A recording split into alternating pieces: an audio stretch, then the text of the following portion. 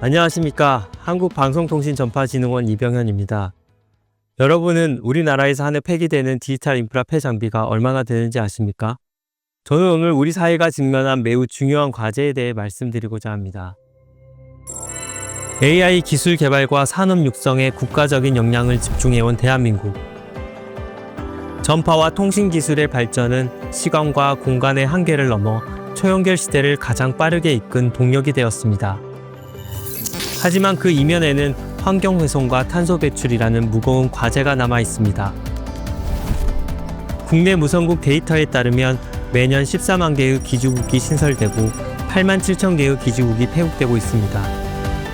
이러한 이동통신과 데이터 센터에서 발생되는 사용 후 장비는 3G 서비스 종료와 LTE 교체 주기 도래로 폭발적인 증가가 예상되며 앞으로 다가올 AI와 6G 시대에 맞아 이러한 현상은 더욱 가속화될 전망입니다. 기하급수적으로 늘어나는 폐장비. 이제는 더 이상 버려지는 것이 아닌 새로운 가치를 만들어낼 미래 자원으로 여겨야 합니다. 디지털 인프라 폐장비를 재활용한다면 자원순환과 탄소 감축이라는 두 마리 토끼를 모두 잡는 핵심 전략이 될 수 있습니다.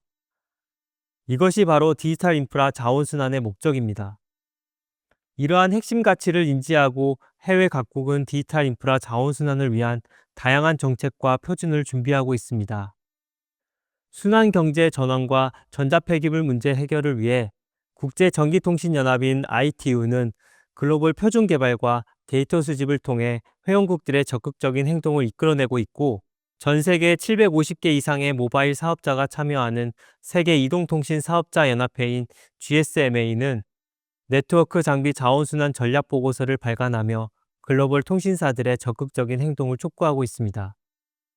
또한 유럽연합은 디지털 산업의 탄소 배출량 급증에 따라 직접적인 규제의 필요성을 느끼고, 이에 2025년까지 통신 및 데이터 센터 사업자를 위한 기후 대응 지표와 행동 지침을 수립할 계획입니다. 특히 프랑스나 벨기에처럼 일부 국가는 이미 통신 규제 기관이 직접 환경 데이터를 수집하며 관리 체계를 강화하고 있습니다. 전 세계 환경과 지속 가능한 미래 전략을 위해 디지털 인프라는 과연 무엇을 준비하고 어떻게 대응해야 할까요? 지금부터 여러분과 함께 깊이 있는 논의를 진행해 보려고 합니다. 안녕하세요. 말씀 잘 들었습니다.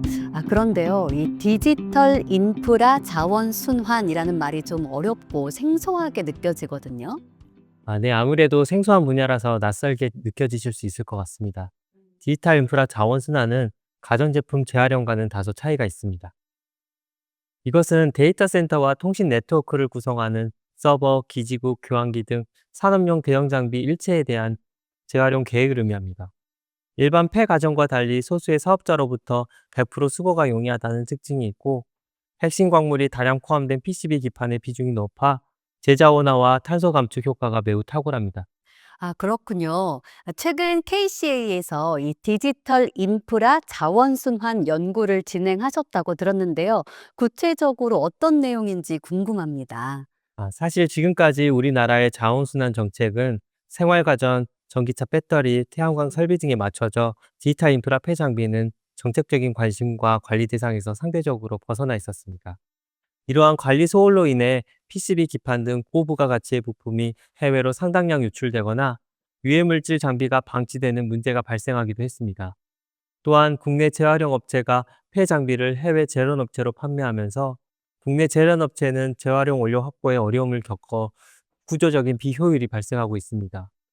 이러한 문제를 해소하기 위해 저희 진흥원은 지난해 8월부터 약 10개월간 이동통신 3사와 데이터 센터를 대상으로 실태 조사를 실시했습니다. 이렇게 자원이 해외로 유출된다면 국가적으로도 손실이 아닐 수 없을 것 같은데요. 그럼 이번 연구를 통해서 어떤 내용을 알게 되신 건가요? 조사 결과 2023년도 기준 디지털 인프라 폐장비의 규모는 총 13,600톤으로 나타났습니다. 이 중 기간통신 분야가 9,000톤, 데이터 센터 분야가 4,600톤을 차지합니다. 향후 2030년에는 24,000톤에 이를 것으로 전망이 되어 방대한 디지털 인프라 폐장비에 대한 체계적인 관리가 절실히 필요하다는 결론을 얻게 되었습니다. 네, 그렇다면 이번 연구의 성과라고 한다면 어떤 것을 꼽을 수 있을까요? 이번 연구의 가장 큰 성과는 그동안 관리되지 않았던 디지털 인프라 장비의 실태를 처음으로 수치화하고 단순 폐기물이 아닌 국가 전략 자산으로 활용될 수 있다는 가능성을 입증한 데 있습니다. 디지털 인프라 폐장비에서 추출할 수 있는 광물은 금, 은, 구리, 팔라듐, 인듐 등 33종에 달합니다. 이 중 대부분이 국가 핵심 광물과 겹치며 원광석 채굴보다 제저온화 효율이 훨씬 높습니다. 또한 2023년도 폐장비를 기준으로 840kg의 금과 4,525톤의 핵심 광물을 제자원화할 수 있으며 이를 통해 10만 톤가량의 탄소 감축 효과를 기대할 수 있습니다. 이를 금액으로 환산한다면 금은 휴대폰 2,400만 대를 만들 수 있는 양이며 약 1,400억 원이 넘는 자원입니다. 이번 연구를 통해 디지털 인프라 자원순환이 환경과 산업을 연결하는 정책적 기반임을 증명할 수 있었습니다. 아, 네, 그렇군요. 이 디지털 인프라 자원 순환은 어떻게 보면 자원 안보 측면에서도 매우 중요한 문제라는 생각이 드는데요. 조금 전에 탄소 감축이라고 말씀을 해주셨는데, 이 탄소 감축 효과, 이것에 대해서 좀 구체적으로 설명해 주실까요?